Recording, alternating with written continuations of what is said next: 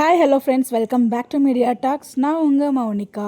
இந்த விஜய் டிவியும் சரி, சேனலும் சரி, ஏன் இப்படி பண்ணுறாங்கன்னு தான் தெரில. ஆக்சுவலாக இன்றைக்கி ஒரு ப்ரொமோ ரிலீஸ் பண்ணோங்க. முடிஞ்சிருச்சு. ப்ரிவ்யூ போட்டிங்களே, அந்த ப்ரிவ்யூவை இன்னும் கொஞ்சம் பில்டப் பண்ணி கொஞ்சம் கொஞ்சம் இன்சர்ட் பண்ணி நீங்கள் வந்து ஒரு ப்ரொமோ போடணும். ஆக்சுவலாக நாளைக்கு எபிசோட்ஸ்க்கு அப்போ தானே உங்களுக்கு காமன் ஆடியன்ஸை நீங்கள் கைட் பண்ண முடியும். கெயின் பண்ண முடியும். நீங்கள் காமன் ஆடியன்ஸை அட்ராக்ட் பண்ணுற மாதிரி எதுவுமே பண்ண மாட்டேங்கிறீங்க. அப்படி டிஆர்பிலன்னு எப்படி நீங்கள் சொல்கிறீங்க?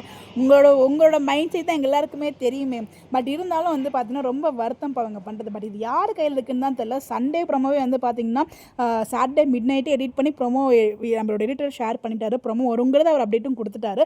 பட் ஆனால் சண்டே ஃபுல்லாக ப்ரொமோவே வரல. ஸோ ப்ரொமோன்னு ஏங்கி கடைசியில் ப்ரொமோவே வரல.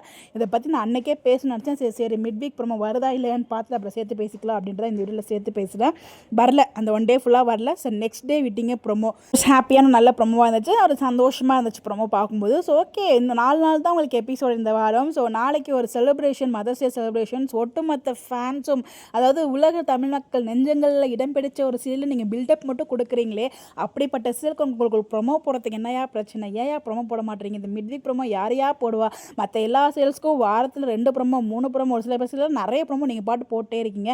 இந்த ஒரு சீரியல்ஸ்க்கு ஒரு ப்ரொமோ போடுறதுக்கே கெஞ்ச வேண்டியதாக இருக்குது. ஸோ இது மிட் வீக் ப்ரொமோ செலிப்ரேஷன்ஸ் எல்லாரும் எதிர்பார்த்து காத்துட்டு இருந்த அந்த ஒரு தருணத்துக்கு ஒரு ப்ரொமோ போட்டால் நல்லாயிருக்கும். இது வந்து பார்த்தீங்கன்னா ஓகே, சீன்ஸ் எடுக்கல, டிலே எடிட் அப்படி கூட ஓகே. இது வந்து பார்த்தீங்கன்னா last month April month, this month April month ஸ்டார்டிங்லேயே இதெல்லாமே ஷூட் பண்ணியாச்சு. ஸோ எடிட் பண்ணி நீங்கள் ஆல்ரெடி வச்சுருப்பீங்க. அது ஒரு ப்ரொமோ போடுறது உங்களுக்கு என்ன பிரச்சனை? ஏன் இப்படி பண்ணுறீங்கன்னு தான் புரியல. இதை பற்றி நம்ம நிறைய டைம் பேசினாலும் ஏன் வந்து யாருக்கும் புரிய மாட்டேங்குது. ஏன் இந்த மாதிரி பண்ணுறாங்க? ஏங்கிற கேள்வி மட்டும் தான் வருது. அதுக்கான பதில் நம்மளுக்கு எங்கேயுமே கிடைக்க மாட்டேங்குது. யார்கிட்டதையுமே நம்மளுக்கு வந்து கிளாரிஃபிகேஷன் பதில் கொடுக்க மாட்றாங்க. நம்ம ஆறுதலுக்காக இந்த மாதிரி பேச வேண்டியதாக இருக்குது. என்ன பண்ணுறது? அட்லீஸ்ட் நான் வந்து இந்த மாதிரி ஷேர் பண்ணுறேன். இது பல பேரோட மனசில் இந்த ஒரு கேள்வி இருக்குது. பல பேர் வந்து கமெண்ட்ஸ் மூலியமாகவும் வந்து பார்த்திங்கன்னா கேட்குறாங்க. பட் உங்ககிட்ட இருந்து எந்த ஒரு பதிலும் இருக்க மாட்டேது. நீங்கள் பதில் கொடுக்காட்டியும் பரவாயில்ல, அட்லீஸ்ட் ப்ரொமோவும் போடலாம், அதுவும் போட மாட்டேறீங்க. இது எவ்வளோ பெரிய இம்பார்ட்டண்டான ஒரு செலிப்ரேஷன்ஸ். அதுக்கு ஒரு ப்ரொமோ கொடுத்தா என்னையா ப்ராப்ளம் உங்களுக்கு? அட்லீஸ்ட் இப்போ தெரியுமா கொடுப்பாங்க, நாளைக்கு எபிசோட் ரிலீஸ் ஆனதுக்கப்புறம் ப்ரொமோ கொடுப்பாங்க. பாருங்கள், பார்த்துட்டே இருங்க. நீங்கள் இந்த மிட் வீக் ப்ரொமோ எப்பயுமே மகாநதிக்கு இந்த மாதிரி தான் பண்ணுறாங்க.